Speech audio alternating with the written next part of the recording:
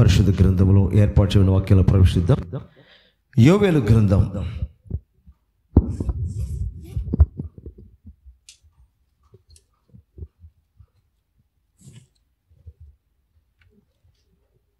2వ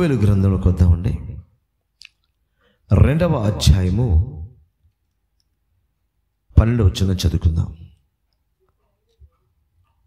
ఇప్పుడైనను మీరు ఉపవాసం ఉండి కన్నీరు విడుచుచు దుఃఖించుచు మనపూర్వకముగా తిరిగి నా యొద్దకు రండి. ఇదే యెహోవా వాక్కు. దేవునికి మహిమ కలుగును గాక. యోవేలు ప్రవక్త ద్వారా ఆనాడు ఇశ్రాయేలు ప్రజలకు దేవుడిచ్చినటువంటి మాట ఏమిటంటే, ఇప్పుడైనను మీరు ఉపవాసముండి కన్నీరు విడుచుచు దుఃఖించుచు మనపూర్వకంగా తిరిగి నా యొద్దకు రండి. ఇదే యెహోవా వాక్కు. దేవుడు తన ప్రవక్త ద్వారా ప్రజలకు పిలుపునిస్తున్నాడు. ఆ ప్రవక్త ఎవరంటే యోవేలు ప్రవక్త.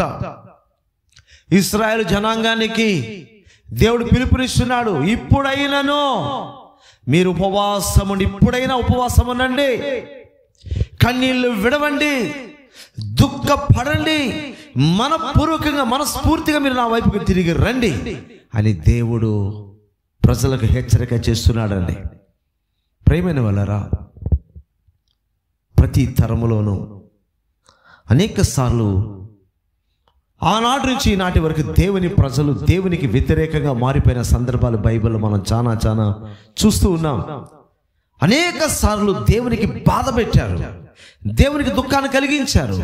అసలు దేవుడు ఆ ప్రజలను చూసి నేను ఎందుకు వీళ్ళను సృజించాను అని మానవ జాతిని బట్టి అనేక సార్లు దేవుడు దుఃఖపడిన సందర్భాలు ఉన్నాయి. అందులో ప్రత్యేకించి తాను ఏర్పాటు చేసుకున్న ప్రజలు, ఆనాటి ఇశ్రాయేలు ప్రజలు కావచ్చు, ఈనాటి క్రైస్తవులు కావచ్చు, దేవుణ్ణి బాధ పెడుతున్నారు. అనేక రకాలైనటువంటి శ్రమలకు గురవుతున్నారు. దేవుని బాధ పెట్టి ఆనాటి ఇశ్రాయేలు ప్రజలు కావచ్చు, లేక యూదా ప్రజలు కావచ్చు, నేటి క్రైస్తవులు కావచ్చు, ఎవరైనా బాగుపడ్డారా అంటే ఎవరు బాగుపడలేదు. దేవుని దగ్గర నుంచి చాలాసార్లు ఉగ్రతలు వచ్చాయి, దేవుని దగ్గర నుంచి హెచ్చరికలు వచ్చాయి, అనేక రకాల శాపాలకు దేవుని ప్రజలు గురయ్యారు.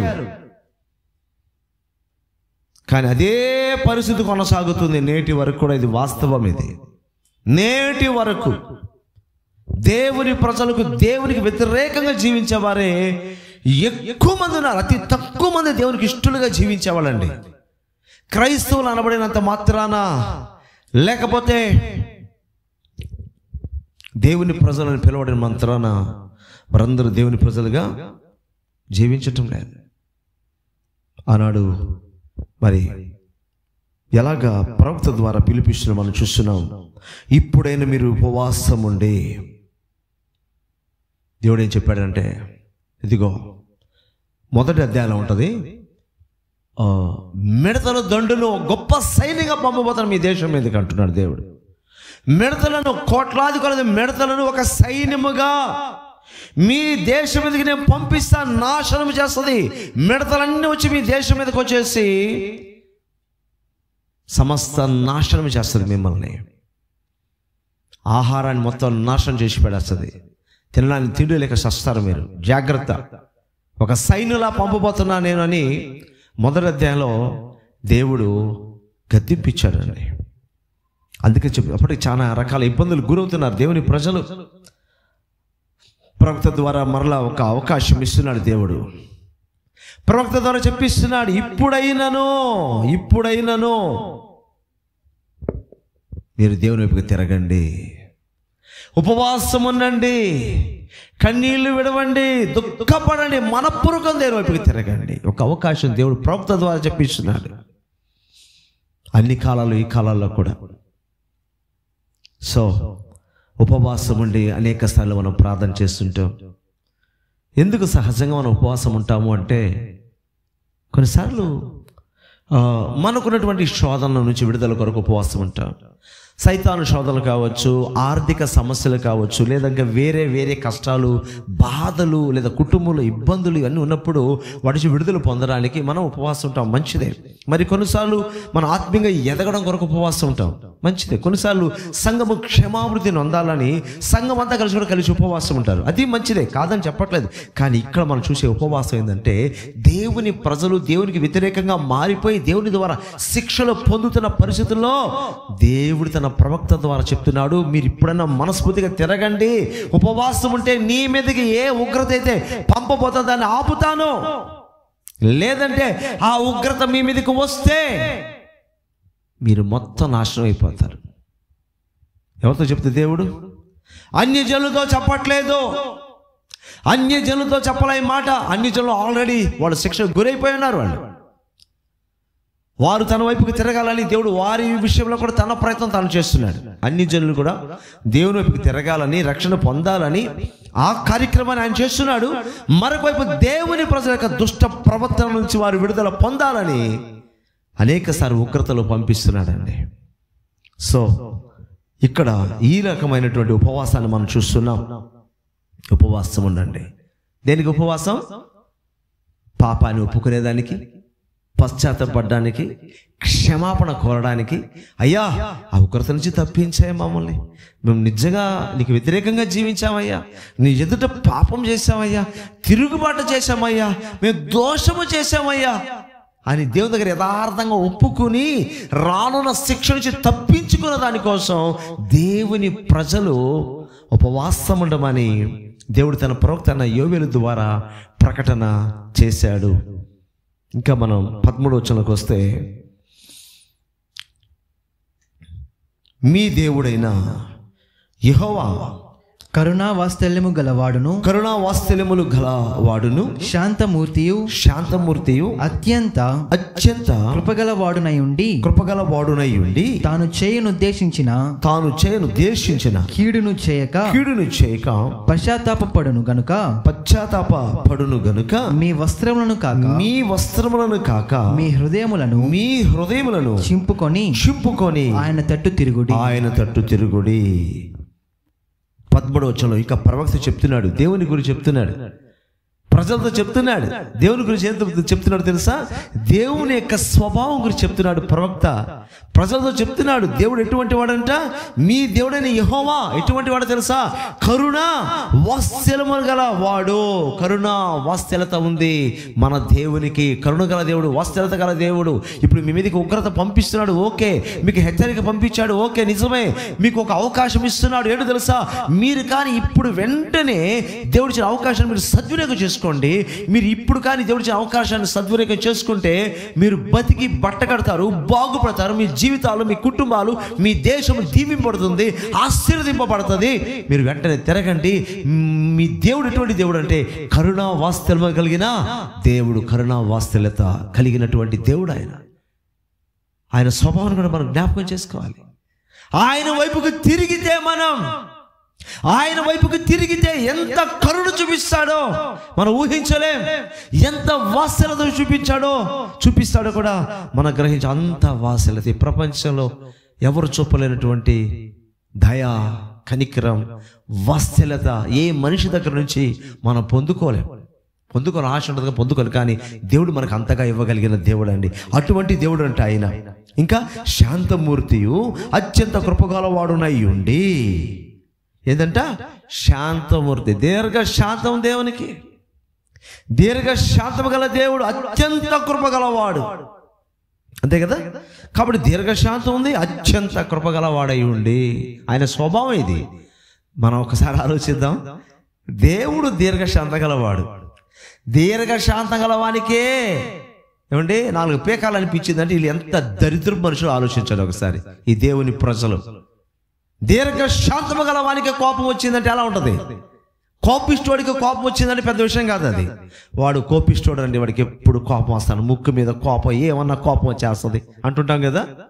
ఓకే, కోపం గల వాడికి కోపం వచ్చిందంటే వాడి స్వభావం అంతే. కానీ ఇక్కడ ఈయన ఏమై ఉన్నాడు? శాంతమూర్తి అంట. దీర్ఘశాంతము గలవాడు, అత్యంత కృప గలవాడికే ఏమొస్తుంది? దేవుని ప్రజల మీద కోపం వస్తుంది. అంటే మన వాళ్ళు ఎంత ఘోరంగా దేవుని ఎదురు జీవిస్తున్నారో మనం అర్థం చేసుకోవాలి. ఈ వాక్యం అర్థం కాని వాళ్ళు ఏమంటారంటే, దేవుడు అంత శాంతం గల దేవుడు అంటే ఎందుకంటే ఉగ్రత పంపిస్తున్నాడు, దేవుడు అంత కృపా వాత్సల్యత గల దేవుడైతే ఎందుకు తన ప్రజలను శిక్షిస్తున్నాడు అంటుంటారు. బుద్ధి లేని వాళ్ళు, జ్ఞానం లేని వాళ్ళు. నేనంటాను, అంత శాంతమూర్తికి కోపం వచ్చిందంటే ఈ దేవుని ప్రజలు అనబడిన వారు ఎంత దారుణంగా జీవిస్తున్నారో ఒక్కసారి మనం దేవుని మనస్సు కలిగి మనం ఆలోచించాలి. అందుకని దేవుడు అంటాడు, ఆయన మనస్సు కలిగి ఉండాలంట. మనం క్రీస్తు యేసు కలిగిన ఈ మనస్సు మీరు కలిగి ఉండండి, క్రీస్తు యేసు కలిగిన ఈ మనస్సు మీరు కలిగి ఉండండి అని బైబిల్ మనం చూస్తున్నాం కదా. క్రీస్తు యేసు మనస్సు ఏంది అంటే క్షమించే మనస్సు, త్యాగపూరితమైన మనస్సు. అంతే కదా, మనకు తెలుసు. క్షమించే మనసు నిజమే, యేసయ్య మనసు క్షమించే మనసు, యేసయ్య మనసు ప్రేమించే మనసు నిజమే, యేసయ్య మనసు త్యాగం చేసే మనసు. అక్కడ తాగిపోయారా మీరు? అక్కడ తాగిపోయారా? యేసయ్య మనసు తెలుసా? తండ్రి యొక్క హృదయాన్ని ఎరిగిన మనస్సు. హల్లెలూయా! అది తెలుసా? తండ్రి యొక్క మనస్సును ఎరిగినటువంటి మనసు యేసయ్య మనసు. యేసయ్య మనసు మనం కలిగి ఉంటే మన తండ్రి అయిన దేవుని యొక్క మనసు అర్థం చేసుకుంటాం. అప్పుడు కరెక్ట్గా మాట్లాడతాం. ఏమిటో తెలుసా? ఆయన చేసింది న్యాయమే, నా తండ్రి శాంతము గలవాడు, దీర్ఘశాంతము గలవాడు, ఆయనకే కోపం కలిగిందంటే ఈ దరిద్రులతో దారుణమైన పని చేస్తున్నారని అట్లా అర్థం చేసుకుంటాం మనం. ఇప్పుడు తెలుసా? క్రీస్తు యొక్క మనస్సు మనం కలిగి ఉంటే దేవుని మనసును మనం అర్థం చేసుకుంటాం, అపార్థం చేసుకోం. లోకస్తులు అపార్థం చేసుకుంటారంటే ఒక అర్థం ఉంది. ఎందుకంటే వాళ్ళకి దేవుని గురించి తెలియదు, దేవుని మనస్సు గురించి తెలియదు, కాబట్టి వాళ్ళు ఏ రకంగా మాట్లాడవచ్చు. ఓకే, కానీ దేవుని ప్రజలు ఈరోజు కొంతమంది దేవుడు అన్యాయస్తుడు అన్నటువంటి మాట మాట్లాడుతున్నారు. అంటే వాళ్ళలో క్రీస్తు యేసు యొక్క మనస్సు లేదు లేదు లేదు. క్రీస్తు మనసు ఉంటే దేవుని మనస్సును అర్థం చేసుకుంటారు. దేవుడు ఆయన ఏది పంపించినా కరెక్ట్గా అర్థం చేసుకుంటారు. దాన్ని నెక్స్ట్ ఏం చేయాలి కూడా వాళ్ళకి అర్థం అవుతుంది. మిగిలిన వాళ్ళకైతే అర్థం కాదు. సో ఇక్కడ ఈయన ప్రవక్త చక్కగా దేవుని యొక్క మనస్సు, ఆయనటువంటి స్వభావం, మీ దేవుడని యెహోవా కరుణా వాత్సల్యములు గల వాడును, శాంతి మూర్తియు, అత్యంత కృపగలవాడునై ఉండి తాను చేయను దేశించిన కీడును చేయక పశ్చాత్తాపపడును గనుక మీ వస్త్రములను కాక మీ హృదయాలను చింపుకొని ఆయన తట్టు తిరగండి.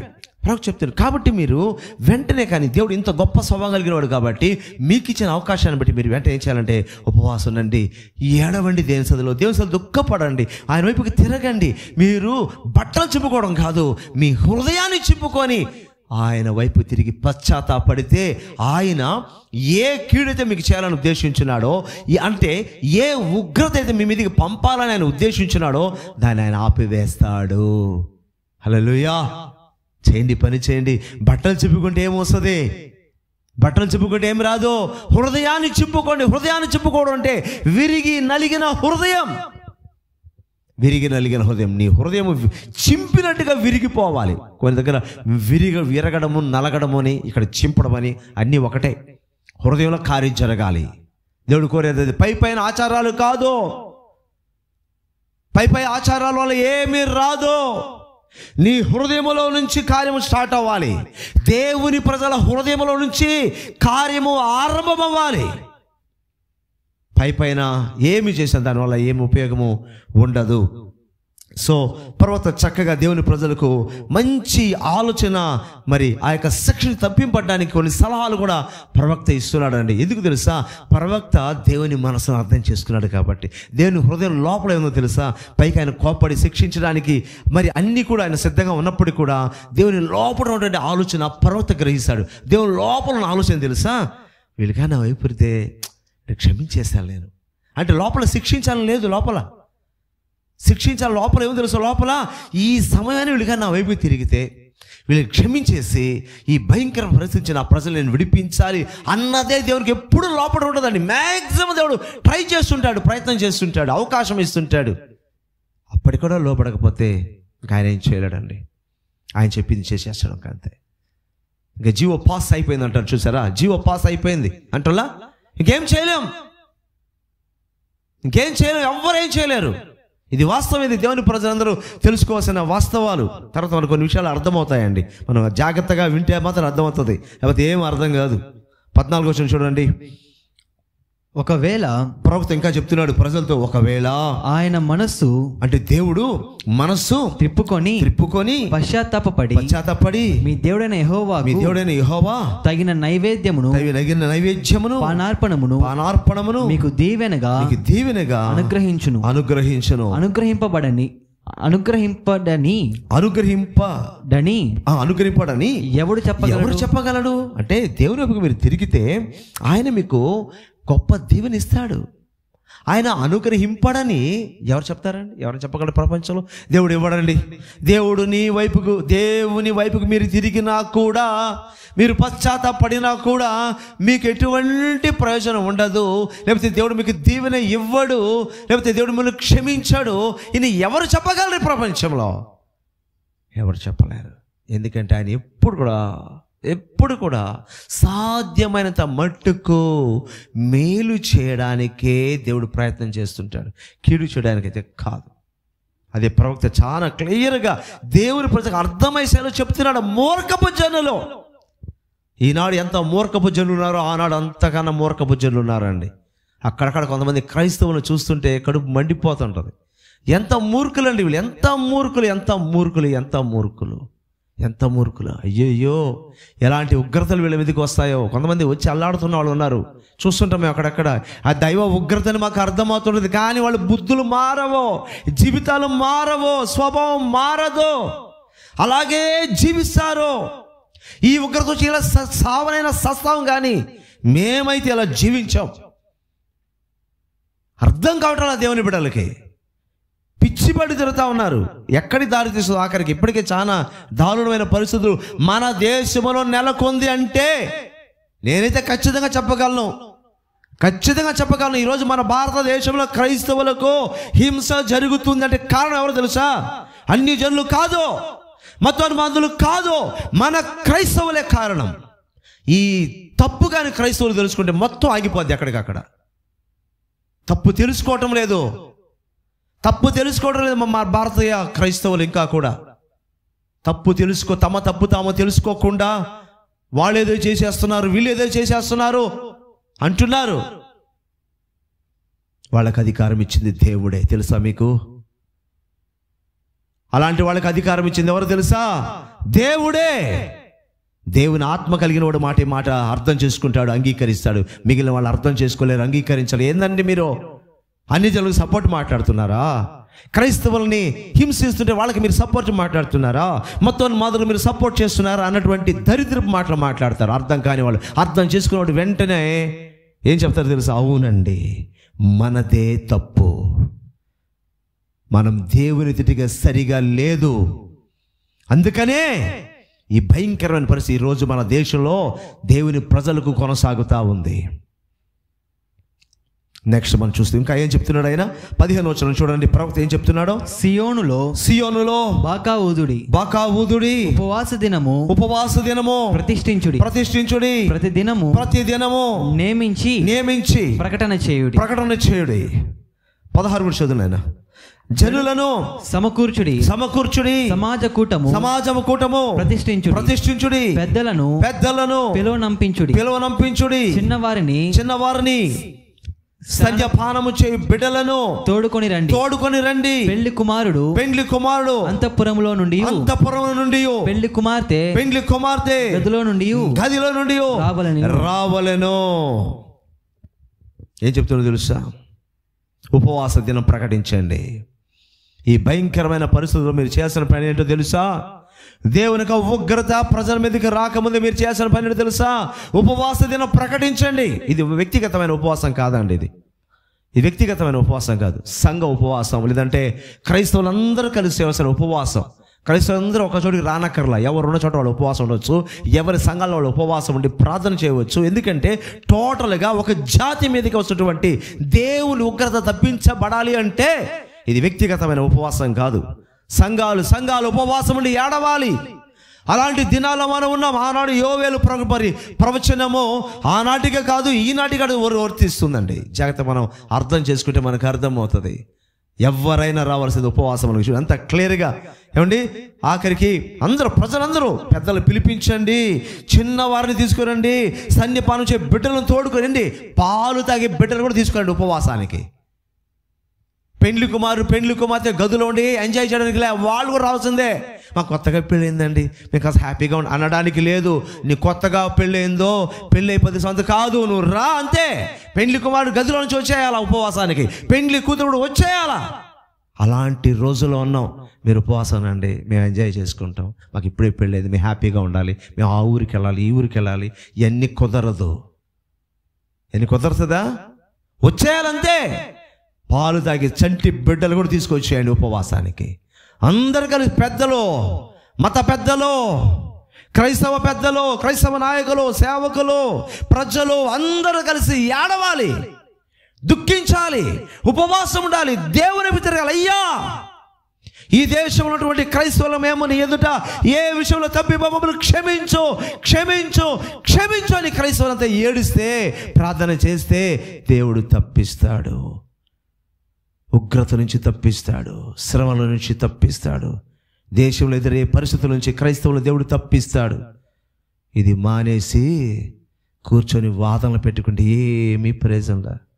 ఏ ప్రభుత్వం దేవుని ప్రజలను కాపాడలేదు, ఏ కోర్టు దేవుని ప్రజలను కాపాడలేదు, ఏ పోలీస్ స్టేషన్ దేవుని ప్రజలను కాపాడలేదు, ఏ లాయర్, ఏ జడ్జి కూడా మరి దేవుని ప్రజలను కాపాడలేరు. ఏ ధర్నాలు చేసినా కూడా దేవుని ప్రజలు కాపుదల లేదు, కాపాడబడలేరు.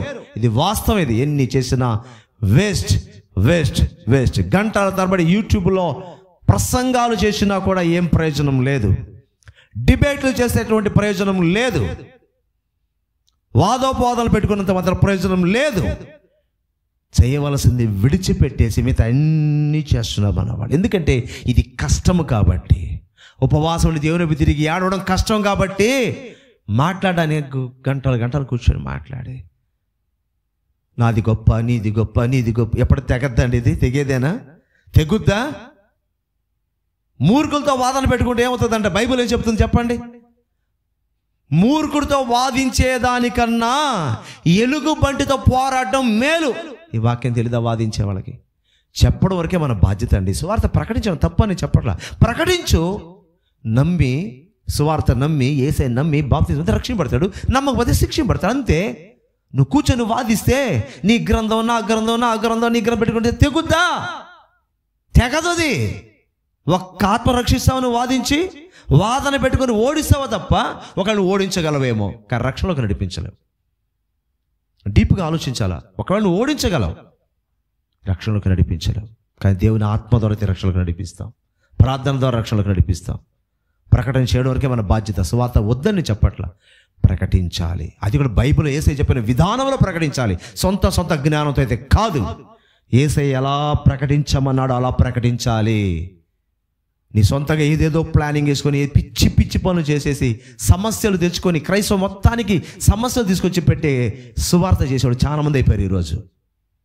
యేసయ్య చెప్పాడు సువార్త చేయి, అప్పటికి సమస్య వచ్చిందా? దేవునికి స్తోత్రం. అది దైవ చిత్తం వచ్చే అండి. వ్యతిరేకతలు కావచ్చు, హింస కావచ్చు. హింస రావని నేను చెప్పట్లేదు. నెక్స్ట్ మనం చూస్తే ఎలా ఉపవాసంలో ఎవరెవరు రావాలో చక్కగా ప్రవక్త చెప్పాడు. 18వ వచనం చూడండి. అప్పుడు యెహోవా తన దేశమును బట్టి రోషము పూని తన జనుల ఎడల జాలి చేసుకొనెను. 19. మరియు యెహోవా తన జనులకు ఉత్తరమిచ్చి చెప్పినదేమనగా ఇకను అన్యజనులలో మిమ్మును అవమానాస్పదముగా చేయక మీరు తృప్తి నొందునంతగా నేను ధాన్యమును క్రొత్త ద్రాక్షారసమును తైలమును మీకు పంపించెదను. చూడండి, ఇక్కడ దేవుడు మరి ప్రవక్త ద్వారా ప్రజలతో మళ్ళీ మాట్లాడుతున్నాడు. ఇంతవరకు ప్రవక్త మాట్లాడుతూ వచ్చాడు, ప్రజలకు చెప్తూ వచ్చాడు. దేవుడు యోవేలు ప్రవక్తకి ఏదైతే చెప్పాడో యోవేలు ప్రవక్త చక్కగా ప్రజల మధ్య ఉపదేశించాడు. అర్థమైంది కదా ఉపవాసం. ఎందుకు ఉపవాసం అని అది అర్థమైంది కదా. ఎందుకు ఉపవాసం అన్నాడు? దేవునికి ఉగ్రత మీద రాబోతుంది, మీరు ఇప్పుడు వెంటనే ఒక అవకాశం దేవుడు ఇస్తున్నాడు. మీరు కానీ దుఃఖపడి పశ్చాత్తపడి మీ బట్టలు కాదు మీ హృదయాన్ని చింపుకొని విరిగి నలిగిన హృదయం గల వారై మీరు దేవుని వైపుకి తిరిగితే, ఉపవాస దినం పాటిస్తే దేవుడు మీ యందు దయ చూపించి కనికరించి ఈ యొక్క కష్టం నుంచి, బాధ నుంచి, శ్రమ నుంచి, ఉగ్రత నుంచి తప్పిస్తాడు అని ప్రవక్త ప్రజలతో మాట్లాడుతున్నాడు. కనుక అందరూ రావాలి ఉపవాసాన్ని అని చెప్పాడు. ఇది కొంతమందికి కాదు, యావత్ క్రైస్తవ సమాజం అంతా ఉపవాసం ఉండి ఏడవలసినటువంటి పరిస్థితి ఇది. జీవితాలు మార్చుకోవాలి, ఏ విషయం తప్పు చేసామో పశ్చాత్తపడాలి, బ్రతుకులు మార్చుకోవాలి. అయ్యా ఈ ఉగ్రత వచ్చిందంటే దీనికి మేమే కారకులమని గ్రహింపు రావాలి క్రైస్తవులోకి. ఈ గ్రహింపు వచ్చి దేవునికి లోబడితే దేవుడు మీ అందు కనికరించి మిమ్మల్ని ఆ పరిస్థితి నుంచి విడిపిస్తాడని యోవేలు ప్రవక్త చక్కగా రోజు ఇశ్రాయేలు ప్రజలతో చెప్తున్నాడు ఆయన. మరి చూడండి, ఇంకా మీకు సమస్తమును ఏదైతే మీకు కీడు జరగాలని దేవుడు మరి ఆయన అనుకున్నాడో ఆ కీడు తొలగించి మీకు కావాల్సిన ఆహారం కావచ్చు, పానీయం కావచ్చు, మీ జీవితాలు అన్నీ కూడా ఆశీర్వాదకరంగా ఉంటాయి. ఇక అన్యజనుల మధ్య నిందాస్పదంగా ఉండకుండా దేవుడు మిమ్మల్ని తప్పిస్తాడు. దేవుని ప్రజలైన మనం అన్యజనుల మధ్య నిందాస్పదంగా ఉండకుండా తప్పిస్తాడు. అంటే మన మీద ఇంకా వాళ్ళు నిందలు మోపే పరిస్థితి రాదు, మన మీద నిందలు మోపే పరిస్థితి రాదు. ఇది కూడా దేవునికి ఉగ్రతల ఒక భాగం. అన్య జనుల చేత దూషింపబడ్డము కూడా కొన్నిసార్లు దేవుని ఉగ్రతల ఒక భాగం అన్న విషయాన్ని దేవుని ప్రజలు గ్రహించాలి. ఎప్పుడు లేని రీతిగా ఈ దినాల్లో ఎందుకో క్రైస్తవాన్ని ఇంత విమర్శిస్తున్నారు అన్య జనులు, దేవుని ప్రజలంతా ఎందుకు హింసిస్తున్నారు? ఎప్పుడు ఉండేదే కాదని చెప్పాలా, కానీ అన్నిటికీ రీజన్ ఒకటి కాదండి. ఒకటే రీజన్తో ఆలోచించకూడదు, ఒకటే లెక్క కాదు. ఆనాడు అపోస్తలులు మరి సువార్త ప్రకటించి అలాగే కదండి, మరి వాళ్ళని హింసించారండి, కొట్టారండి, జైలులో వేశారండి, అదే జరుగుతుందా? ప్రతిదానికి అదే చెప్పుకుంటారు మీరు? కాదు, వేరే రకంగా కూడా జరుగుతుంది ఇక్కడ. ప్రతిదానికి ఒక లెక్క కాదు, చాలా లెక్కలు ఉంటాయి బైబిల్లో. ఒకే లెక్కతో ఎందుకు వెళ్తున్నారు? దైవాత్మతో నింపబడిన వారికి మాత్రమే ఇది ఎందుకు జరుగుతుందో అర్థమవుతుంది. మిగతా వాళ్ళంతా గుడ్డిగా వెళ్ళిపోతుంటారు. అప్పట్లో కొట్టారు, ఇప్పుడు కొడుతున్నారు, అంతేనా? ఇంకేం లేదా? ఇంకేం కారణమే లేదా? ఆనాడు దేవుని ప్రజలు ఎంత ఘోరంగా జీవించి దేవునికి వ్యతిరేకంగా జీవించి అనేక సార్లు దేవుని ఉగ్రతకు లోపడ్డారే, అది గుర్తు రావట్లేదా దేవుని ప్రజలకి? అది ఎందుకు గుర్తు రావట్లేదు? అది కూడా అయి ఉండొచ్చు అని ఎందుకు అనుకోవట్లేదు దేవుని ప్రజలు? అలా అనుకోరు, ఎందుకంటే ప్రతివాడు ఈరోజు నేను నీతిమంతురాలు అనుకుంటున్నారు క్రైస్తవులు. దేవుని ప్రజలు చేసే మరి ఆ పనులు, బ్రతుకులు ఘోరాతి ఘోరంగా ఉన్నా కూడా ఏమండి మేము ఇలాగే ఉంటాము అనుకునే వాళ్ళు ఎంతోమంది ఉన్నారు. 20వ వచనం చదవండి. మరియు ఉత్తర దిక్కు నుండి వచ్చు వాటిని మీకు దూరముగా పారద్రోలి ఎండిపోయిన నిష్ఫల భూమిలోనికి వాటిని తోలివేతును. అవి గొప్ప కార్యములు చేసెను గనుక వాటి ముందటి భాగమును తూర్పు సముద్రములోనికి వెనుకటి భాగమును పడమటి సముద్రములోనికి పడగొట్టుదును. అక్కడ వాటి దుర్గంధము లేచును. అవి కుళ్ళు వాసన కొట్టును. దేవుడు అద్భుతమైన వాగ్దానం దేవుని ప్రజలకు చేస్తున్నాడు. ఉత్తర దిక్కు నుండి వచ్చు వాటిని మీకు దూరముగా పారదోలి. ఇక్కడ ఒక గొప్ప సైన్యము ఉత్తర దిక్కు నుంచి వస్తుంది. మొదటి అధ్యాయంలో మనం చూసినప్పుడు ఇందాక చెప్పాను, అవి మిడతల సమూహం అని. అంత మాత్రమే కాదండి, శత్రు సైన్యం కూడా అని భావించవచ్చు. శత్రు సైన్యం కూడా ఒకటి మిడతలే కాదు, ఆయా సందర్భాల్లో దేవుని ప్రజల మీదకి శత్రు సైన్యాలు కూడా వచ్చాయి. ఇది యోవేలు కాలం నాటి సందర్భం కావచ్చు, లేదా భవిష్యత్తులో అనేక సార్లు దేవుని ప్రజల మీదకి రాబోయే పరిస్థితి కావచ్చు, లేదా ప్రస్తుతం జరిగే పరిస్థితి కావచ్చు. ఇక్కడ మీరు జాగ్రత్తగా గమనించండి. ప్రస్తుతం మన దేశానికి మాట వర్తిస్తుంది. ఆ మాట ఏంటో తెలుసా? బాగా గమనించారు. అక్కడ పరిశుద్ధాత్మ దేవుడు బయలుపరిచేది అర్థం కాదు. మరియు ఉత్తర దిక్కు నుండి వచ్చి వాటిని మీకు దూరంగా పారదోలి. ఉత్తర దిక్కు నుండి వచ్చి వాటిని ఇక్కడ మనకి బైబిల్లో ఎలా ఉంటుంది, దీన్ని క్లియర్గా అర్థం చెప్పాలంటే ఉత్తర దిక్కు నుండి వచ్చి సైన్యమును, కరెక్ట్గా మీనింగ్ చెప్పాలంటే సైన్యం ఉత్తర దిక్కు నుంచి. భారతదేశానికి ఉత్తర దిక్కు ఏంటి చెప్పండి? ఇప్పుడు మన ఇండియాలో ఉన్నాం, ఉత్తర దిక్కు ఉత్తర ఇండియా, నార్తే కదా, ఉత్తరం అంటే నార్తే కదా, ఉత్తరం దక్షిణం, నార్త్ సౌత్. ఉత్తర దిక్కు నుంచి వస్తుంది సైన్యం మన మీదకి. క్రైస్తవానికి వ్యతిరేక ఎటువైపు నుంచి వస్తుంది? ఇప్పుడు మనకి ఉత్తర దిక్కు నుంచి వస్తుంది. ఉత్తర దిక్కు నుంచి సైన్యము బయలుదేరి దక్షిణ దిక్కుకు వస్తుంది. ఇప్పుడు మనం దక్షిణ దిక్కులో ఉన్నాం, అందరం ఇండియాకి సౌత్లో ఉన్నాం. నార్త్ నుంచి ప్రాబ్లం స్టార్ట్ అయింది, సౌత్లోకి రాబోతుంది సైన్య సమూహం. ఏవేలు అప్పుడే రాశాడు. ఇది ఈ వచనం తర్వాత చాలా తరాల్లో కూడా జరగవచ్చు. ఒక ప్రవచనం ఒక్కసారిగా ఆగిపోతుంది కాదు, ఆ దినాల్లో జరిగింది, చివరి దినాల్లో జరగద్ది, మధ్యలో కూడా చాలా సందర్భాల్లో జరుగుద్ది. ఇప్పుడు ప్రజెంట్ మన ఇండియాలో జరిగేది కూడా ఉత్తర దిక్కు నుంచి సైన్యము, మతోన్మాదం అనబడిన సైన్యము, దేవునికి వ్యతిరేకంగా లేచిన అన్య జనులు అనబడిన సైన్యము, దేవుని ప్రజలు నాశనం చేయడానికి అక్కడి నుంచి వస్తుంది దక్షిణ దిక్కు దాకా. ఇప్పుడు దేవుని ప్రజలు చేయాల్సిన పని ఏంటో తెలుసా? ఉపవాసం ఉండాలి. డిబేట్లు కాదు, ఉపవాసం ఉండాలి. వాదనలు కాదు. ఉపవాసం ఉండకపోతే మన నాశనం మనం తెచ్చుకున్న వాళ్ళు అవుతాం. ఇప్పుడైనా జ్ఞానం కలిగి దేవుని ప్రజలు ఉపవాసం ఉండే, అయ్యా ఈ భయంకరమైన పరిస్థితి కారణం వాళ్ళు కాదయ్యా, అన్యులు కాదయ్యా, మతోన్మాదులు కాదయ్యా, మేమేనయ్యా. ఈనాటి క్రైస్తవం ఎలా ఉందో తెలుసా?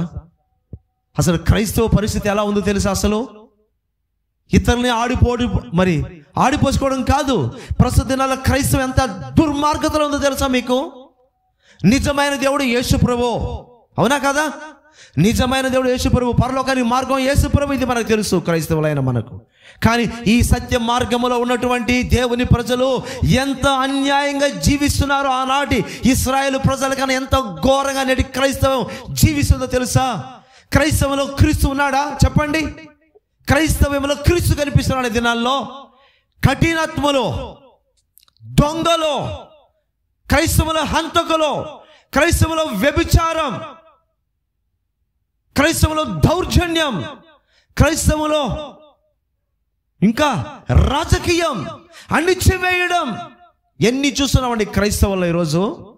కాస్త డబ్బు వస్తే చాలు, డబ్బు కోసం గడ్డి తినే క్రైస్తవులుగా మారిపోయిన ఈ దినాల్లో దేవుని ఉగ్రత రాకుండా, దేశంలోన భారతదేశంలోన క్రైస్తవుల మీదకి దేవుని ఉగ్రత రాకుండా ఎలా ఉంటుంది? పాత నిబంధనలు అనేక సార్లు అన్య రాజులు భయంకరమైన అన్య రాజుల చేతికి దేవుని ప్రజలను దేవుడు అప్పగించాడు తెలుసా? ఆ అన్య రాజులు వచ్చి దేవుని ప్రజలను హింసించేవాళ్ళు, దేవుడు అప్పగించాడు. కారణం ఏంటి? దేవుని ప్రజలు దేవునికి లోబడకుండా వ్యతిరేకంగా జీవిస్తూ దానికి సమ్మతించే దేవుని సేవకులు నాశనమైపోతారు ఒకరోజు. నేను చెప్పే మాటలు కాదు, నేను శాపవచన పలకట్ల, దేవుని ఉగ్రతను గురించి నేను మాట్లాడుతున్నా. ఉదాహరణ చెప్తా మీకు. ఈరోజు ఎంత క్రైస్తవం దరిద్రపు పరిస్థితికి వెళ్ళిపోయిందో. మా తెలిసిన ఒక సహోదరి ఉండేది. ఆ సహోదరి వాళ్ళ కుటుంబంతో అన్ని జనులు దురాత్మల చేత పీడింపబడేది ఆమె భయంకరంగా. అన్యులు కనుక రకరకాల ప్రయత్నాలు చేశారు, పూజలు చేశారు, అన్నీ చేశారు, ఏమీ ప్రయోజనం లేదు, బాగుపడలా. ఒకరోజు వచ్చారు మా దగ్గరికి, అయ్యా మేము యేసయ్య నమ్ముకుంటామయ్యా, మా కోసం ప్రార్థన చేయండి, ఈ దురాత్మలతో పీడింపబడుతుంది నా భార్య, వేలకు వేలు ఖర్చు పెట్టాం, లక్షలు ఖర్చు పెట్టాం, మాంత్రికులు పిలిపించుకొచ్చి చేశాం, కొద్ది రోజులు బాగుంటుంది అంతే, మళ్ళీ వచ్చేస్తాం. యేసయ్య గొప్ప దేవుడు కదా, మా గురించి ప్రార్థన చేయండి అని ప్రార్థన చేయమని చెప్పారు. సరేనండి, వాళ్ళకి సువార్త చెప్పాం, ప్రార్థన చేశాం. ఆమెకున్న భయంకరమైనటువంటి దురాత్మలు చేతబడి శక్తుల నుంచి ఆమెకు విడుదల కలిగింది. హల్లెలూయా! యేసయ్య కలిగించాడు. దేవుని ఆలయంలో దొల్లాడింది. కుటుంబం అంతటికి సువార్త చెప్పాం, క్రీస్తును స్వీకరించారు. అన్య మతాన్ని విడిచి క్రీస్తును స్వీకరించి బాప్తిజం మన ద్వారానే పొంది దేవుని ప్రజలుగా మార్చబడ్డారు, సహవాసములకు వస్తూ ఉన్నారు. తీరా పెళ్లి సమయం వచ్చింది, తమ బిడ్డల పెళ్ళిళ్ళ సమయం వచ్చేసరికి ఏమైంది తెలుసా? ఆచారాలు కావాల్సి వచ్చింది. ఏంటి ఆచారాలు కావాలంట. మేము చెప్పాం, క్రైస్తవ్యంలో క్రొత్త నిబంధనలు ఎటువంటి ఆచారాలు లేవు. ఏం చేసినా వాక్యపరంగా మనం చేయాలి, వాక్యానుసారంగా చేయాలి. అది వాళ్ళకి నచ్చలా. మా వాళ్ళకి ఏం కావాలా? పసుపు దంచాలా. పసుపు కాపాడిందా నిన్ను? కుంకుమ కాపాడిందా నిన్ను? నీ దురాత్మ పర్వతం ఎలా విడుదలైంది? పసుపు కుంకుమ ఇవి కాపాడిందా? మీ కుల సంబంధమైన ఆచారాలు వచ్చి నిన్ను కాపాడిందా? ఈరోజు నువ్వు బతికి బట్ట కట్టున్నావంటే ఎవరు కారణం? యేసుప్రభు. మరి ఆ యేసుప్రభు చెప్పినట్టుగా బైబిల్ యేసయ్య చెప్పినట్టుగా నువ్వు చేయాలి. ఏదైనా నీ జీవితం కావచ్చు, నీ బిడ్డల పెళ్ళిళ్ళు కావచ్చు, చావు కావచ్చు, ఏదైనా కావచ్చు, ఏదైనా వాక్యక్రమంలోనే జరగాలి. వాళ్ళే నిజమైన క్రైస్తవులు. దానికి మేము ఒప్పుకోలేదని రెడీగా ఉంటారు కదా, అలాంటి చేసేదాన్ని కొంతమంది. మేం చేస్తామండి, మీరు ఏం కావాలని ఎర్ర నీళ్ళు కూడా తిప్పిస్తాం మీ చేత, మేమన్నాగా అనేవాళ్ళు ఉంటారు కదా. ఆ బ్యాచ్లోకి వెళ్ళిపోయారు. శపింపబడిన స్థితిలో ఆ కుటుంబం ఉంది. వాళ్ళు నడితే వాళ్ళు చెప్తున్నారు, బాబు భాషలో ఆచారాలు చేయమంటే కదా మేము వదిలేసి వచ్చాం. చెయ్యం, మేము చర్చి నుంచి వెళ్ళిపోయినా పర్వాలేదు, మీరు మాకు నో ప్రాబ్లం, మేము చచ్చినా చేయం. ప్రతి కార్యక్రమాన్ని వాక్యపరంగా చేస్తాం అంతే. ఎర్రని చేయడు, తిప్పడాలు, ఇంటి ముందు ముగ్గులేయడాలు, ఈ దరిద్రపు శాస్త్రాలు చేస్తున్నారా లేదా? క్రైస్తవ నేటి దినాల్లో సంఘాలకు వెళ్తున్నారు, ప్రార్థన చేస్తున్నారు, ఆరాధన చేస్తున్నారు, కానుకలు ఇస్తున్నారు, దశంభాగాలు ఇస్తున్నారు, మంచిదే. మరి మిగతా కూడా చేస్తున్నారు కదా, అన్యులు చేస్తున్నారు, అన్ని చేస్తున్నారే. దిష్టి తీయించుకుంటున్నారు ఇళ్ళల్లో. ఉప్పు పట్టుకొని దిష్టి తిప్పడాలు, బియ్యం పట్టుకొని దిష్టి తిప్పడాలు, ఎర్ర నీళ్ళు తిప్పడాలు, ఎర్ర నీళ్ళు బొగ్గులు వేసి తిప్పడాలు. ఏమైనా పెళ్ళిళ్ళు పబ్బాలు వస్తే మొత్తం అన్యుల ఆచారమే. ఆ కులానికి ప్రతి కులం ఉంటుంది, అందరి కులాలు ఉంటాయండి. మాకు కులం ఉంది. ప్రతి మనిషి ఒక కులం నుంచే వస్తాడు, అవునా కాదా? ఈ భూమి మీద బట్టి ఒకటికి ఏదో ఒక కులమో ఒక మతం ఉంటుంది, దానికి సంబంధించిన కొన్ని ఆచారాలు ఉంటాయి, లేవని చెప్పను. బట్ యేసయ్యకు వచ్చింది దాన్ని తెగిపోవాలి. మాకు కూడా ఇన్ని ఉన్నాయి ఆచారాలు చేస్తున్నాం. మేము ఆకాశం దూకామా? మాకు మతం లేదా? మాకు కులం లేదా? మాకు బంధువులు లేరా? కులం ఉంది, మతం ఉంది, బంధువులు ఉన్నారు, ఆచారాలు ఉన్నాయి. మరి ఏం చేయట్లేదు కదా మేము? మీలాంటి మనుషులే కదా మేము. మీకెందుకు ఈ దరిద్రాలు ఇంకా పోవట్లేదు? సచ్చినా కూడా పోయేటట్లేదే. ఇలాంటి దరిద్రపు శాస్త్రాలు చేస్తున్న క్రైస్తవం మీదకి ఉగ్రత రాకుండా ఇంకేం వస్తుంది? వాళ్ళే చెప్తున్నారు నోటితోనే, మేము ఆచారాలను వదుకోం సార్. సావు నరకంలో పడి, అందుగురించి ఇంకేం చెప్పలేం. నరలకు పో, చర్చికి రాపాక, ఇంకా ఈ సినిమా హాల్కి పో, బ్రాందీ షాప్కి పో, ఇంకెక్కడికి తిరుగో. ఇంకెందుకు నీ చర్చి దానికి? దాన్ని ప్రోత్సహించే సేవకులు ఎలాంటి దౌర్భాగ్య పరిస్థితి చివరి దినాలు వస్తుందో భయం వేస్తుంది నాకు. ఇలాంటి పాపాన్ని ఖండించకుండా ప్రోత్సహించే పల్లెల్లో గ్రామాల ఘోరం అండి. సేవకులు దగ్గరుండి అన్ని చేపిస్తున్నారు. సేవ మానే, వాళ్ళు లోపడలేదా? నువ్వు మానే, సేవ మానే. నాకు వద్దండి సంఘం, వచ్చే బయటకు వచ్చాయి. సేవకుడికి చెప్తున్నారు, అలాంటి సేవకులు ఒకవేళ మంచి సేవకుడు ఒక సంఘంలో, ఆ సంఘ సంతా మాకు ఆచారం కావాలి, ఆచారం ఏం చేయాలా? దండం పెట్టయ్యా, నేను చేయనయ్యా, నన్ను వదిలేయండి అయ్యా, వచ్చేయి, ఏదో ఒక పని చేసుకొని బతుకు, తిను, నీ రక్షణను కాపాడుకో, నీ కుటుంబ రక్షణ కాపాడుకో. కారణం ఏంటో తెలుసు? ఈరోజు భారతదేశంలో క్రైస్తవుల మీదకి, క్రైస్తవులను ఆ దిన అన్య రాజులు పరిపాలించడం, ఈరోజు ఏ ప్రభుత్వం దేశాన్ని పరిపాలిస్తుందో నీకు నాకు అందరికీ తెలుసు. మొదటి దఫా పరిపాలన అయిపోయిన తర్వాత, అమ్మో ఈ రెండోసారి రాకూడదు అని అందరూ ప్రార్థన చేశారే. ఏమైంది? ప్రార్థన ఫలించిందా? లేదు. రెండవసారి కూడా భయంకరమైన వ్యక్తి చేతని పరిపాలింపబడే పరిస్థితి క్రైస్తవులకు ఎందుకు వచ్చింది తెలుసా? మొదటి దఫాలో ఎవరు పశ్చాత్తాపడలా. జీవితాలు మార్చుకోవాలా, విడిచిపెట్టవలసిన వాటిని విడిచిపెట్టాలా. అదే ఆచారాలు, అదే పాపాలు, అదే ఘోరమైన పరిస్థితి. రెండోసారి మళ్ళీ అప్పగించేశాడు. ఇంకా 5 సంవత్సరాలు మళ్ళీ లేదనుకో, మళ్ళీ వస్తుంది.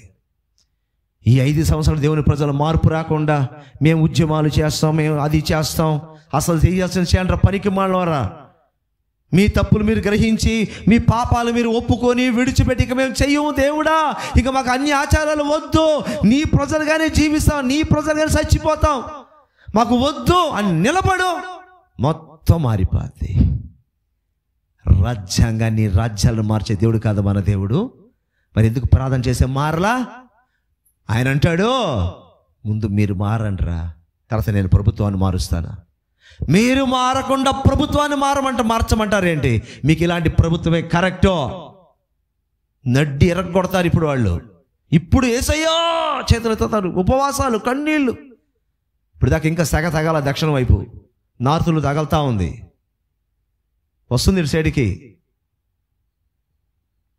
ఇప్పుడైనా నిజంగా ఎవరైనా పశ్చాత్తపడి తిరిగితే ఆ వ్యక్తి నా కుటుంబం దేవుడు తప్పిస్తాడండి. హల్లెలూయా.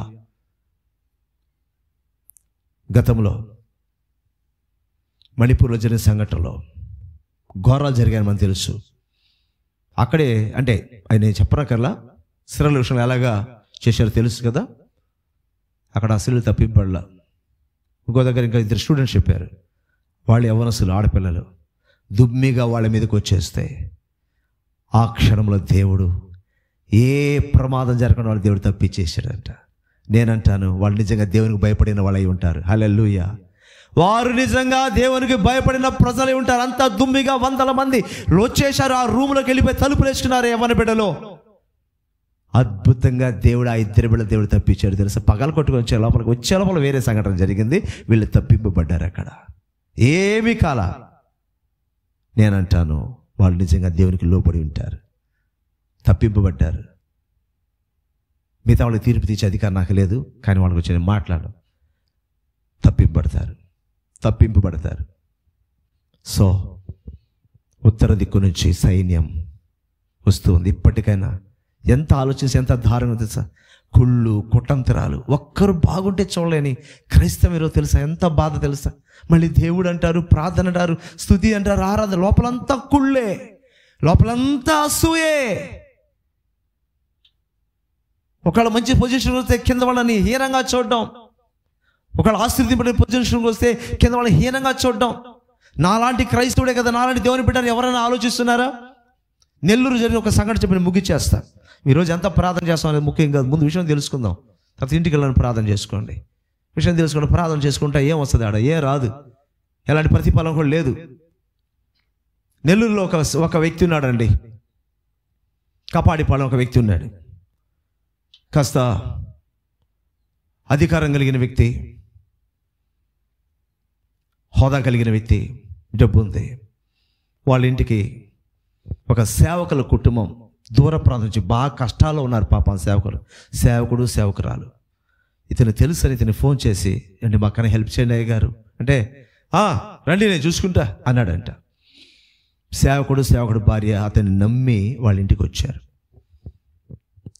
ఈ సేవకుడు బయట పరిచర్కి వెళ్తే ఈ ఇంట్లో సేవకురాలు ఉంది.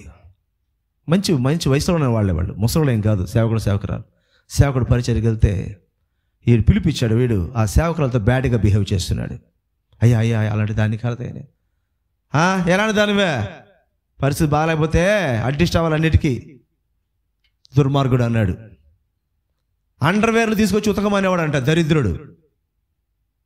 సహించి ఆ సేవకురాలు అన్నీ ఉతికేది. దానికి మీద ఇంకా బ్యాడ్గా ప్రవర్తిస్తుంటే వెంటనే భర్తతో చెప్పి ఏడ్చి, తినపై చచ్చిపోయిన పరమైన వెళ్ళిపోయారు. ఆ దరిద్రుడి పరిస్థితి తెలుసా, చాలా ఘోరాతి ఘోరంగా దెబ్బతిని ఈరోజు నెల్లూరులో ఎక్కడెక్కడో పారిపోయాడు. శాపం. ఎలాంటి క్రైస్తవులు ఉన్నారండి, ఎంత ఘోరమైన మనుషులు తెలుసా క్రైస్తవ్యంలో. ముందు మన వాళ్ళు బాగుపడాలా. దీన్ని ఎందుకు చెప్పట్లేదు పబ్లిక్లో? వాళ్ళు తిట్టారు, వీళ్ళు కొట్టారు, వాళ్ళు అవమానపరిచారు. క్రైస్తవులు అనబడిన వాళ్ళు ఎంతమంది జీవితాలు నాశనం చేశారో తెలుసా? అన్ని జనులు కాదు, క్రైస్తవులు అనబడిన వారే క్రైస్తవుల జోలికి వచ్చి కుటుంబాలు నాశనం చేశారు, వాళ్ళ ఆస్తులు లాగేసుకున్నారు, వాళ్ళ శీలాలను పాడు చేశారు, వారి బిడ్డలను పాడు చేశారు. ఒకరి తర్వాత దేవుని కృత క్రైస్తవుల మీదకి. అందుకే దేవుడు అప్పగిచ్చాడు. మొదటి దఫాలో మారలా, రెండవ పీరియడ్ కూడా వాళ్ళకే దేవుడు చేశాడు, అన్యులకే. ఈ రెండవ పీరియడ్లో కూడా మారకుండా పిచ్చి శాసనలు చేసుకుంటుంటే దక్షిణం వైపు వచ్చేస్తుంది మొత్తం. తిరిగితే దేవుడు వాగ్దానం అద్భుతంగా ఉంది. ఏం చేస్తాడంట? ఆ సైన్యాన్ని చెదరగొట్టేస్తాను, దాని ముందు భాగం వెనక భాగం ఆ కోస ఈ కోస పడగొట్టి ఆ సైన్యమే లేకుండా చేస్తా, ఆ వాగ్దానం దేవుడు ఇస్తున్నాడు. ఇప్పుడు తెలుసా, మనము ఆ ప్రవక్త యోవేలు ప్రవక్త ఆ దినాల్లో చెప్పిన రీతిగా ఈరోజు దేవుడు మనతో మాట్లాడుతున్నాడు. మన తప్పులు మనం తెలుసుకొని, క్రైస్తవులు దేవుని ప్రజలు పడిన వారు తమ తప్పులు తాము తెలుసుకొని, తమ పాపాలు విడిచి, వ్యర్థమైన ఆచారాలు విడిచి, అన్యమత ఆచారాలు విడిచిపెట్టి దేవుని వాక్యానికి లోబడి, పశ్చాత్తపడి, దుఃఖపడి, ఏడ్చి ఉపవాసం ఉంటే, సంఘాలుగా ఉపవాసం ఉంటే మన దేశాన్ని దేవుడు కాపాడుతాడు. దేశంలో క్రైస్తవుల దేవుని ప్రజలు ఆయనే కాపాడుతాడు.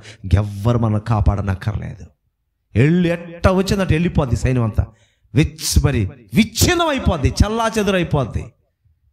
దేవుని బిడ్డలకు బుద్ధి ఎప్పుడు వస్తుందో, దేవుని సేవకులకు బుద్ధి ఎప్పుడు వస్తుందో తెలియదు. సో ముందు మనన్న బుద్ధి తెచ్చుకొని అపకృతలో మనం పడకుండా తప్పిస్తాడండి. మొత్తం సైన్య సమూహం మీద వచ్చినా మనం కాపాడబడతాం. ఆమేన్, ఆమేన్. ప్రభు సందేశాన్ని దీవించుగాక.